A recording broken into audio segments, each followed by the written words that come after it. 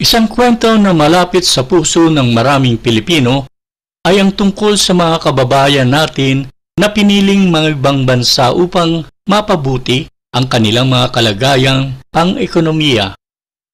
Maraming OFW, Overseas Filipino Workers, ang iniwan ang kanilang mga pamilya at tahanan upang magtrabaho sa ibang bansa, dala ng pangarap na mabigyan ng mas magandang kinabukasan ang kanilang mga mahal sa buhay. Marami sa kanila ang nagtrabaho bilang mga domestic helper, seaman, o mga professionals sa iba't ibang larangan. Sa unang bahagi ng kanilang paglalakbay, ramdam nila ang kaginhawahan dahil sa mas malaking kita. Nakakapagpadala sila ng pera sa Pilipinas upang suportahan ang kanilang mga pamilya, makapagpatayo ng bahay, at makapagpaaral ng mga anak. Ngunit habang tumatagal, unti-unti nilang nararamdaman ang bigat ng pangungulila malayo sa kanilang mga mahal sa buhay. Nararamdaman nila ang kawalan ng kalinga lalo na habang sila ay tumatanda na. Sa pagdating ng kanilang katandaan, maraming OFW o maging mga Pilipino na naging mga permanenteng resident ng ibang mga bansa ang nagsimulang magmuni-muni tungkol sa kanilang buhay. Nakita nila na kahit na napabuti nila ang kalagayan pang-ekonomiya ng kanilang pamilya, hindi nito napunan ang uhaw na pakiramdam ng pagiging nasa tunay na bahay. Ang pagmamahal at kalinga ng sariling sambahayan, ang mga alaala ng kanilang kabataan, ang masayang pagsasama-sama ng pamilya at ang masayang kultura ng Pilipinas ay bumabalik sa kanilang isipan. Sa puntong ito, marami ang nagnanais bumalik sa kanilang lupang sinilangan dahil sa pangungilila sa sariling bayan at sa mga taong iniwan nila noon. Ang kwento ng mga kababayan nating ito ay tulad ng kwento ni Elimelech at Naomi sa aklat ni Ruth. Iniwan nila ang kanilang bayan dahil sa pangangailangan at pag-asa ng mas magandang buhay. Ngunit sa huli, ang puso ay laging nagnanais bumalik sa lugar kung saan nila naramdaman ang tunay na kahulugan ng buhay. Ang kanilang kwento ay nagpapakita ng halaga ng pag-uwi o pagbalik. Hindi lamang pisikal, ang pagbalik sa kanilang mga ugat, kultura, pagmamahal sa bayan at higit sa lahat, ang pag-uwi o pagbabalik sa kanilang kalalagayang spiritual o pagbabalik sa pagmamahal at pakikisama sa Diyos. Today, nais kong simulan ang ating pag-aaral sa kahangahangang aklat ni Ruth. Sa bahaging ito ng kasulatan, makikita natin ang isa sa pinakamagandang larawan ng biyaya na ipinakita sa Biblia. Ang kwentong ito ay nakatuon sa 3 pangunahing tauhan. Si Ruth, isang babaeng pagano mula sa Moab, na tumanggap ng masaganang biyaya ng Diyos. Si Naomi, ang kanyang biyanang babae, na nalayo sa Diyos at nangangailangan ng pagbabalik sa kanya. At si Boaz, isang kamag-anak ni Naomi na nagbigay ng pag-asa at tulong nang sila ay bumalik sa Bethlehem. Ang pangunahing tema ng aklat ni Ruth ay ang pabor at biyaya ng Diyos para sa mga hindi karapat-dapat tumanggap nito. Ang mga talatang binasa natin ay nagbibigay liwanag sa kalagayan ng Moab at ang mga panganib ng paninirahan doon. Makikita natin na nagpasya si Elimelech na ilipat ang kanyang pamilya mula Bethlehem papunta sa lupain ng Moab na matatagpuan sa silangan bahagi ng lupang pangako sa kabilang panig ng Ilog Jordan. Ang Moab ay hindi isang magandang lugar para sa mga tao ng Diyos. Ang kapaligiran ng Moab ay nagdudulot ng mga pagsubok na nagpapahirap sa mananampalataya upang maglingkod at magpatuloy sa pagsunod sa Diyos. Ito ay isang lupain na sumasamba sa mga Diyos-Diyosan at naglilingkod sa mga kakaibang Diyos ang kanilang mga mamamayan. Ang mga naninirahan dito ay mga inapo ni Moab, na anak ni Lot mula sa isang hindi makadiyos na relasyon sa kanyang anak. Sila ay mapanghimagsik at makasalanang mga tao na nagtangkapang sugpuin ang bayan ng Israel habang sila ay naglalakbay sa ilang ng 40 taon. Sinabi ng Diyos sa Awit, chapter 60, verse 8, "Yaong bansa nitong Moab ay gagawin kong hugasan." Ibig sabihin na ituturing ng Diyos ang Moab na isang marumi at hamak na sisidlan na ginagamit ng mga alipin upang hugasan ang mga paa ng isang nagwaging mananakop. In their case, ang mananakop ay ang Israel. Ang mundong ating ginagalawan ay nakakaakit sa laman. Ngunit sa huli, lagi itong nagdudulot ng kapahamakan at pagkatalo. Sa ating pag-aaral ngayon, nais kong suriin habang ating pinag-iisipan ang mga katotohanan sa pangingibang bayan. Makikita natin ang 4 na katotohanan na ipinapakita sa ating teksto.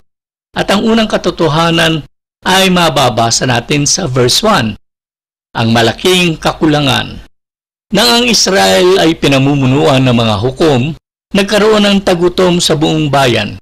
Kaya't ang mag-asawang Elimelech at Naomi na mga taga Bethlehem, Huda ay pansamantala munang nanirahan sa Moab kasama ang kanilang mga anak na sila Malon at Kelion. Ang kwentong ito ay naganap sa panahon ng mga hukom. Panahon na ang bansang Israel ay hindi pinamumunuan ng mga hari, kundi ng mga tagapagligtas na mga hukom na ginamit ng Diyos sa tuwing ang bansang Israel ay paulit-ulit na nagsisisi sa kanilang mga kasalanan at paglayo sa Diyos. Kabilang sa mga kilalang hukom ay sina Gideon, Samson at Deborah. Tinalaga sila ng Diyos ng mga panahon ng bayang Israel ay nilalarawan sa mga salitang ang bawat isa ay gumagawa ng tama sa kanyang sariling paningin. Mga Hukom, chapter 21, verse 25. Sa unang talata ng chapter 1 ay sinasabi sa atin ang ilang mga mahalagang kalagayan ng panahong iyon. Una, makikita natin ang kakulangan ng pagkain. Ito ay panahong mahirap para sa mga Israelita at mga karatig bansa. Sinasabi ng verse sa atin na may tagutom sa buong lupain. In short, nakararanas sa mga Israelita ng lubhang kakulangan sa pagkain dahil sa kanilang pagtalikod sa Diyos na nagbunga ng malawakang kagutuman. Ang malaking responsibilidad na makapaglagay ng pagkain sa pagkainan para mabuhay ang naging napakahirap at nakapapagod na gawain ng bawat mamamayan na maaaring nagtulak sa mag-asawang Elimelech at Naomi na magpunta muna sa lupain ng Moab. Ang kakulangan sa mga material na bagay ang siya rin namang kadalasang nagtutulak sa mga mag-asawa sa ating panahon na magdesisyon ang isa sa kanila ay mag-ibang bayan para magtrabaho upang matustusan ang lumalaki nilang pangangailangan. Titiisin na lamang nilang magkahiwalay ng ilang mga taon. At sa unang talata pa rin makikita din natin ang kakulangan ng katapatan. Napag-alaman natin na sa panahon ng mga hukom kung ano ang takbo ng kaisipan at pamumuhay ng mga tao. Katulad ng binasa natin sa Hukom, chapter 21, verse 25, na sinasabi ng panahong iyon ay wala pang hari sa Israel. Ang bawat tao ay gumagawa ng inaakala nilang tama sa kanyang sariling paningin. Ibig sabihin, ang mga Israelita na tinaguriang piniling bayan ng Diyos ay walang pagpapahalaga na mamuhay ayon sa salita at utos ng Diyos, pagkat ginagawa nila ang inaakala nilang tama, yung tinatanggap naman ng nakararami sa lipunan. Alam kong tayo o karamihan sa atin ay sang-ayon na sa ating kasalukuyang panahon, karamihan sa mga tao ay nabubuhay sa katulad na kalagayan. Karamihan sa nag-aangkin na sila ay Kristiyano ang hindi na pinapahalagahan ang tamang moralidad. Hindi na binibigyang importansya ang pamumuhay na nakalulugod sa Panginoon. Nabubuhay ang marami ayon sa kanilang sariling definition kung ano ang tama. Sabi nga sa isang wikang Ingles, "If it feels good, do it." Ang filosofiyang iyan ay laman din ng isang awit na pinasikat ng tanyag na mang-aawit noong 1970 na si Della Reese. Ikatlong bagay na ating mapapansin sa talata, ang kakulangan ng pagpapahalaga. Noong mga panahong iyon, hindi na kinikilala ng Israel ang Panginoon o ang kanyang mga daan. Nabubuhay sila para lamang pagbigyan ng kanilang makasalanang pita at mabigat ang kabayaran ng kanilang makasalanang pamumuhay. Ang lupain ng gatas at pulot ay hindi na nagbibigay ng kasaganaan. Inalis ng Diyos ang kanyang kamay ng biyaya at ang mga tao ay nagdurusa dahil sa pagkawala ng kanyang presensya sa kanilang mga buhay. Hindi ko sinasabing lahat ng trahedya na dinadanas ng sangkatauhan ay bunga ng hatol ng Diyos, ngunit magiging hangal tayo kung tatanggihan natin ang katotohanan na ang pagtalikod sa Diyos ay may mabigat na consequences. At karamihan sa mga bansa sa ating panahon ay kinalimutan na ang kahalagahan ng Diyos sa buhay ng kanilang mga mamamayan. Kaya nga't maraming mga bansa ang dumaranas ng lubos na kahirapan. Ang ikalawang mahalagang katotohanan na ipinapahayag sa atin ng teksto ay makikita naman natin sa verse 2, isang mapaglinlang lupain. Kaya't ang mag-asawang Elimelech at Naomi na mga taga Bethlehem, Huda ay pansamantalang munang nanirahan sa Moab, kasama ang kanilang mga anak na sina Mahlon at Kilion. Ang pamilyang ito ay mula sa angkan ni Ephrata. Samantala sa talatang ito, mayroon tayong ilang bagay na nais bigyang pansin din. Una, ang kanilang pinagmulan. Si Elimelech at ang kanyang pamilya ang mula sa lupain ng kanyang mga ninuno, ang lupain ng pangako. Sila ay naninirahan sa Bethlehem, Huda. Ang Bethlehem ay nangangahulugang bahay ng tinapay, at ang Huda naman ay nangangahulugang papuri. Totoong may tagutom sa lupain, ngunit sadyang nagdesisyon si Elimelech na lisanin ang bahay ng tinapay at lugar ng pagpupuri para sa isang lupain ng idolatria at kasalanan. Elimelech is very much aware of his decision to move his family to Moab. Kapansin-pansin din ng ibig sabihin ng Elimelech, ang aking Diyos ay hari. Sa tuwing binabanggit ang pangalang Elimelech, ito ay nagpapatunay sa kapangyarihan at kakayahan ng Diyos. Ngunit nagkulang pa rin siyang magtiwala sa kanilang Diyos. Nakatuon siya sa pansamantalang pagsubok na nagdala sa kanya sa kawalang pagtitiwala kay Yahweh. Hindi ba't minsan ay katulad din tayo ni Elimelech? Ang ikalawang bagay na ating mapapansin sa talata, ang kanilang pagnanais. Habang pinag-iisipan ko ang verse 2, nalungkot ako sa desisyon ni Elimelech, ngunit nais kong bigyan siya ng benefit of the doubt. Pagkat maaari din naman na may plano din siya na ibalik ang kanyang pamilya sa Bethlehem, Huda, pagkalipas ng matinding kagutuman na dumating sa lupain. Ang ideyang ito ay mababasa natin sa verse 1. Pansamantala munang nanirahan sa Moab. Maraming mga Kristiyano ang may hangaring maglingkod at sundin ang kalooban ng Diyos. Ngunit may mga pagkakataon na sila ay nagpapatangay sa tukso ng mundo. Mapanganib ang magpatuloy na mamuhay na umaayon sa prinsipyo ng sanglibutan. Sa Galatians chapter 6 verses 7 to 8, ganito ang sinasabi, A man reaps what he sows. Whoever sows to please their flesh, from the flesh will reap destruction. Whoever sows to please the Spirit, from the Spirit will reap eternal life. Kung magpapatuloy ang isang tao na mamuhay na pinaghaharian ng pita ng laman, aani siya ng kapahamakan. Mapapansin din natin sa talata ang ikatlong bagay, ang magpatuloy na mamuhay sa Moab. Ang pansamantalang balak na manirahan ay nauwi sa permanenteng pananatili sa Moab. Sa halip na pansamantalang tirahan, nagsettle na sila at naging komportable sa kanilang bagong tahanan. Sa paglipas ng panahon, malamang na nawala na sila ng pagnanais na bumalik sa Bethlehem at sa dating pamumuhay. Nakikita ninyo ba ang nilalarawan ng kwento? Hindi tayo maaaring magbabad sa kasalanan at asahan na maaari nating iwan ito kahit kailan natin gusto. Ang isang pansamantalang desisyon o pangatuwiran ng isang beses lang naman ito o paminsan-minsan lang naman ay nauuwi sa matagal na pananatili. Ang kasalanan ay dadalhin ka sa mas malayo kaysa sa inaakala mo. Hahawakan ka ng mas matagal kaysa inaasahan mo. At sisingilin ka na ng higit kaysa inaasahan mo. Ang ikatlong mahalagang katotohanan sa ating teksto ay makikita natin sa ikalawang bahagi ng verse 2 hanggang verse 5.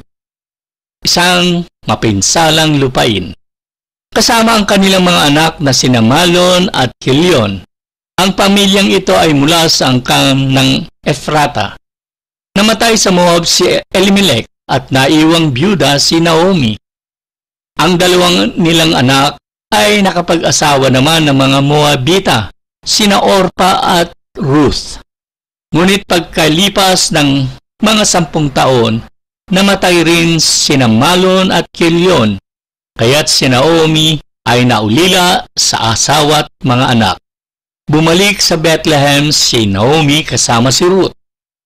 Sa mga talatang ito, muli 3 bagay din ang kapansin-pansin. Una, isang lugar ng pagdidisiplina. Ang pamumuhay sa kasalanan ay laging may kapalit na pagdidisiplina mula sa Panginoon. Ang mga pangalan ng mga anak ni Elimelech ay nagpapatunay sa katotohanan ito. Ang ibig sabihin ng Malon ay may sakit at ang Kilyo naman ay nanghihina, unti-unting nauubos.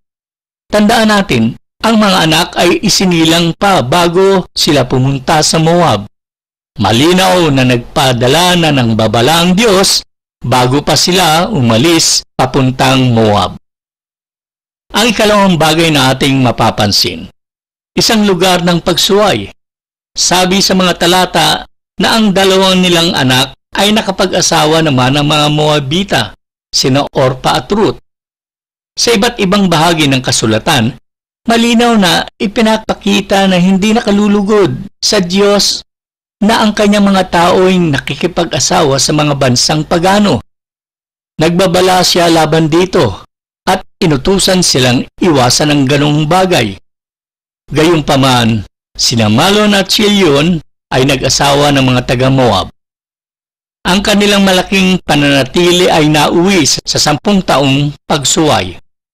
Kung magpapatuloy ka na mamuhay ng makamundo at lalayo sa Diyos ng matagal, sa kalaunan ay yayakapin mo ang mga prinsipyo ng mundo. Darating ang panahon na makakalimutan mo na ang iyong pinagmulan at magsisimulang yakapin ang mga gawain ng mundo. Ang pamumuhay ng hiwalay sa Diyos ay tiyak na magreresulta sa pagsuway. Ang ikatlong bagay na ating mapapansin, isang lugar ng kamatayan at kawalan. Namatay sa Moab si Elimelech at naiwang byuda si Naomi. Ang dalawang nilang anak namatay rin sina Malon at Kilion, kaya't si Naomi ay naulila sa asawa at mga anak. Ang kamatayan ay naganap habang sila ay naninirahan sa Moab. Hindi natin masasabing tiyak na ang kanilang pagkamatay ay resulta ng hatol ng Diyos. Ngunit maaring ganun nga. Ipinadala ng Diyos ang tagutom bilang tawag para sa pagsisisi ng bayang Israel. Kasama na din diyan ang sambahayan ni Elimelech. Dapat nating pakatandaan na ang Diyos ay matiisin at mapagmahal. Ngunit siya rin ay banal. Naniniwala ako na marami ang napapaaga ang pagdating ng kamatayan dahil sa pagsuway. I believe na hindi hahayaan ng Diyos na patuloy na ipahiya siya ng isa sa kanyang mga anak. Bagaman na ang pagsuway ay maaaring hindi laging nagre-resulta sa pisikal na kamatayan, ngunit tiyak na maaapektuhan tayo nito spiritually. Hindi mawawala ang ating kaligtasan, ngunit tayo ay magiging powerless Christian at hindi papakinabangan ng Diyos sa pagpapalaganap ng kanyang kaharian. Ang mamuhay sa pagkakasala ay hindi nais ng Diyos para sa atin. Ang pagsuway at kawalan ng pagtitiwala sa Diyos ay nagdulot ng kapahamakan at kalungkutan kay Naomi. Nahiwalay sa kanyang mga mahal sa buhay dahil sa kamatayan. Tiyak ang wakas ng kasalanan ay hindi kailanman maganda o kanais-nais. Palagian nauuwi ito sa sakit at pagdurusa. Wala pa akong nakilala na natuwa dahil sa paglayo nila sa Diyos dahil sa kasalanan. Isipin ang mga tahanan at buhay na nasira dahil sa kasalanan. Ang pang-apat na mahalagang katotohanan sa ating teksto ay atin namang makikita sa mga talatang 6 and 7. Ang pagbabalik sa bayang iniwan. Nabalitaan ni Naomi na ang kanyang bayan ay pinagkalooban ng Diyos ng masaganang ani, kaya't humanda sila ng kanyang mga manugang na umalis sa Moab. Naglakbay nga silang pabalik ng Huda. Dito natin makikita ang biyaya ng Diyos na ibinigay sa mga hindi karapat-dapat. Ang biyayang ito ay palagi ang naroon kapag hinarap at tinalikuran natin ang ating mga kasalanan. Sa dalawang talatang ito, atin din makikita una, ang pag-alaala. Pagkatapos ng lahat ng nasayang na panahon at kapahamakan, naalala ni Naomi ang Bethlehem. Narinig niya na naging tapat ang Diyos, dinalaw ang kanyang mga tao at nagbigay ng tinapay. Kaya't ninais niyang makabalik sa kanyang bayan. Ang pagbabalik sa Diyos ay dapat nagsisimula sa paggunita. Kailangan nating alalahanin ang Diyos at naisin na manumbalik sa Kanya. Siya ay tulad ng ama ng kalibughang anak na naghihintay sa ating pagbabalik. Luke chapter 15 verses 11 to 32. Ang ikalawang bagay na ipinapahayag sa atin ng mga talata, ang pagsisisi. Bagaman hindi tuwirang sinabi sa mga talatang ito, malinaw na si Naomi ay may pusong nagsisisi.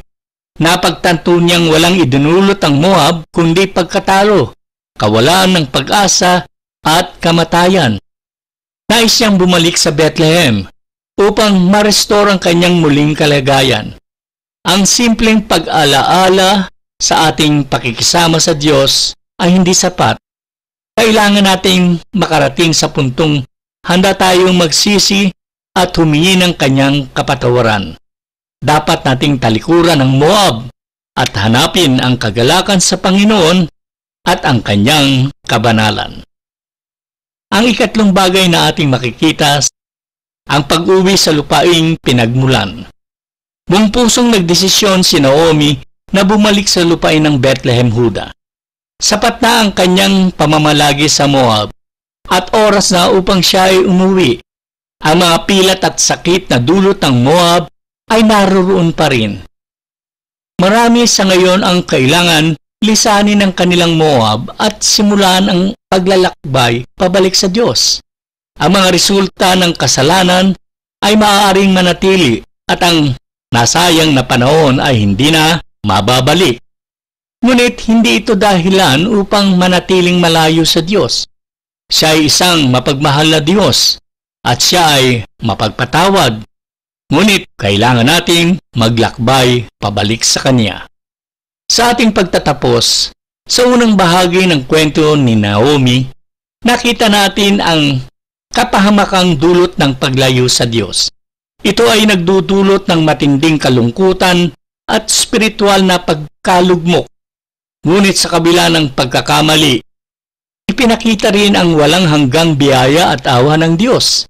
Laging may pagkakataon tayong bumalik sa Kanya, tulad ng ginawa ni Naomi. Ang mahalaga ay ang ating pagsisisi at desisyon na magbalik loob sa ating Diyos, sapagkat lagi siyang handang magpatawad. Bagamat hindi na maibabalik ang oras na nawala, ating pakatandaan na palagiang may bagong simula sa piling ng Diyos. Isang buhay na puno ng kagalakan at biyaya. Ito muli ang inyong lingkod, Brother Ed, hanggang sa susunod nating pagkikita-kita. God bless us all.